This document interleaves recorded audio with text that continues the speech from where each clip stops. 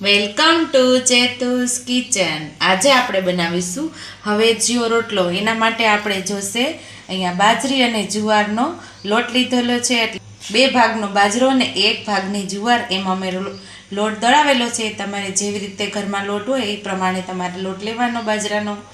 અને આ છે લીલું લસણ, આ છે સૂકું લસણ, એ અડધી ચમચી છે એની પેસ્ટ બનાવી લીધી છે।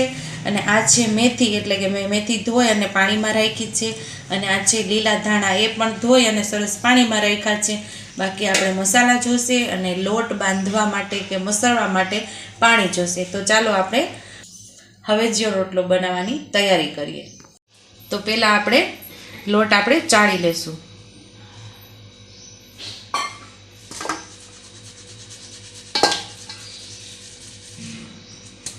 એક આપણે કાથરોટ હવાલો લીધો છે અને એમાં લોટ આપણે ચાળી લીધો છે।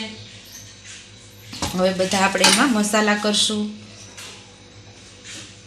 1 ચમચી જેટલું આપણે લાલ મરચું લેશું। આ લાલ મરચું આપણે જો ડિલિવરીવાળી બેન માટે આ રોટલો બનાવતા હોય તો લાલ મરચું આપણે અહીંયા સ્કીપ કરવાનું। 1 ચમચી જેટલું ધાણા જીરું, અડધી પોણી ચમચી જેટલી હળદર, 5 ચમચી જેટલી હિંગ, આપણે લીલા ધાણા જે લીધા હતા અહીંયા લીલા ધાણા ઉમેરી દઈશું।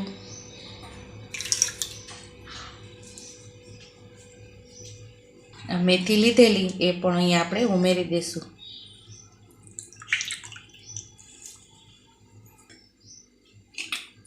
લીલું લસણ લીધું એ પણ આપણે અહીંયા ઉમેરી દઈશું।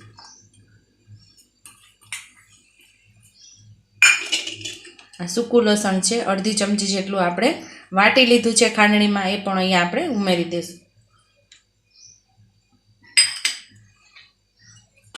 અહીંયા આપણે સ્વાદ મુજબ આપણે મીઠું નાખશું। અહીંયા આપણે અડધી ચમચી જેટલું ઘી ઉમેરશું। સરસ આપણે લોટને મસળી લેવાનો છે। આ મસાલો બધો પહેલાં મિક્સ કરી લેશું। બધો આ બધું સરસ મિક્સ કરી લેવાનું। આમાં તમે ભરેલો રોટલો તો ઘણીવાર ખાધો હશે, આ રોટલો એકવાર ખાજો તમને ખૂબ જ મજા આવશે। આ રોટલો મારી દીકરીને તો ફેવરિટ છે, તો એના માટે હું ખાસ બનાવું છું। આ લોટ આપણે જેમ પાણી જોશે એમ ઉમેરતા જઈશું અને સરસ આપણે રોટલાને મસળી લેવાનો છે। એકદમ સ્મૂથ થઈ જાય એવો મસળવાનો છે। જો આપણે વ્યવસ્થિત રોટલાને મસળીએ નહીં તો રોટલો આપણે તાવડીમાં કે તવીમાં ઉમેરીએ ત્યારે ભાંગી જાય છે આપણો રોટલો। એટલે એકદમ સરસ મસળી લેવાનો આપણે લોટને, જેમ પાણી જોશે એમ મસળીને એકદમ સુવાળો થઈ જાય ત્યાં સુધી આપણે લોટને મસળવાનો છે।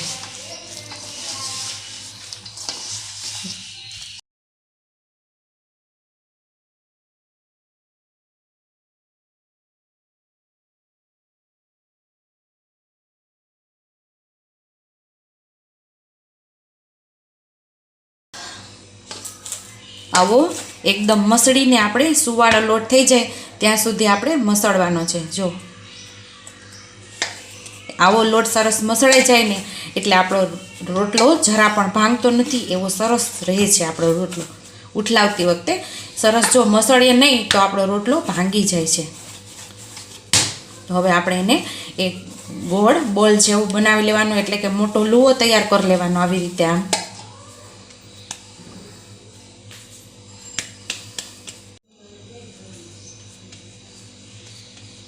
આવી રીતે સરસ આપણે બોલ જેવું બનાવી લેવાનું છે। પછી આવી રીતે આપણે આમ કરવાનું છે। પછી આવી રીતે આપણે ટીપવાનું છે।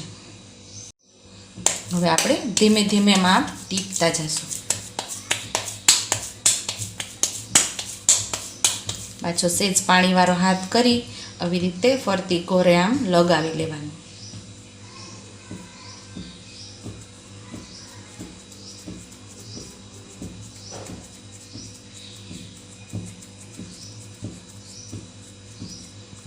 ધીમે ધીમે બતાવું, આવી રીતે આપણે એક વાટકી જેવું બનાવવાનું।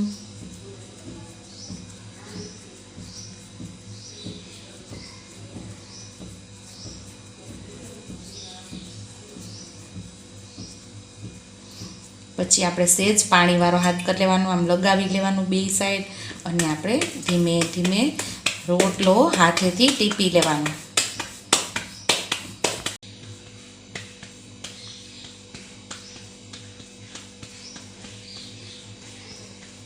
અહીંયા આપણો રોટલો સરસ થઈ ગયો છે. હવે આપણે એક તવીમાં, આ રોટલો આપણે તવીમાં બનાવવાનો છે, તો તવી આપણે તપવા મૂકી દીધી છે. તો એમાં તવીમાં આપણે રોટલાને નાખી દઈશું. ધીમેથી આપણે આવી રીતે આમ રોટલાને નાખી દઈશું. તવીમાં આપણે એટલા માટે બનાવીએ છીએ કે આ રોટલાને આપણે જેમ થેપલા તરીએ એવી રીતે આપણે એને તરશું. અને તમે તેલથી પણ તરી શકો, તો અહીંયા આપણે આજે ઘીથી તરશું. અહીંયા ગેસને આપણે મીડિયમથી થોડો અમથો હાઈ રાખશું, એટલે આપણો રોટલો વ્યવસ્થિત થાય. હવે આપણે જોઈ લઈએ એ સાઈડ થઈ ગયો છે કે નહીં.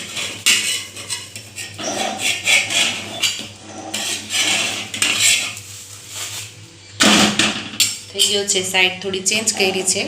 અહીંયા આપણે ઘી લગાવી દઈશું.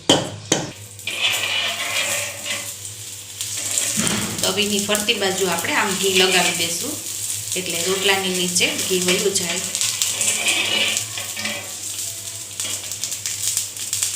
હવે આપણે રોટલાની સાઈડ ચેન્જ કરી લઈશું. હવે આજે આપણે ફેરવી લઈશું. હવે રોટલાની ઉપર પણ આપણે થોડુંક ઘી લગાવી દઈશું.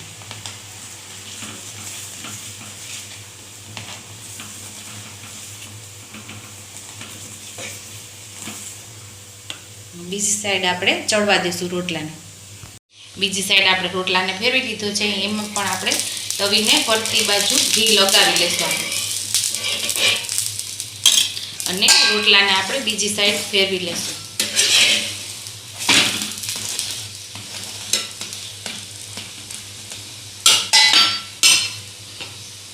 આ રોટલો થાય છે ત્યાં આપણે બીજો રોટલો બનાવી લઈશું. તો તૈયાર છે આપણો રોટલો, તવીની બહાર કાઢી લેશું આપણે. તો તૈયાર છે આપણા હવે જ્યાં રોટલા. આ રોટલા તમે દહીં સાથે કે ચા સાથે ભાવે તો ચા સાથે, અથવા તો રાયતા, મરચાં, ગોળ, ઘી સાથે ખૂબ ખાવાની મજા આવે છે. જો તમને મારી રેસીપી પસંદ આવી હોય તો મારી રેસીપીને લાઈક કરજો, શેર કરજો, સબસ્ક્રાઈબ કરજો, બેલ આઇકોનને દબાવતા ભૂલતા નહીં ને. તો કમેન્ટ બોક્સમાં કમેન્ટ કરજો કે મારી રેસીપી કેવી લાગી. તો આવજો.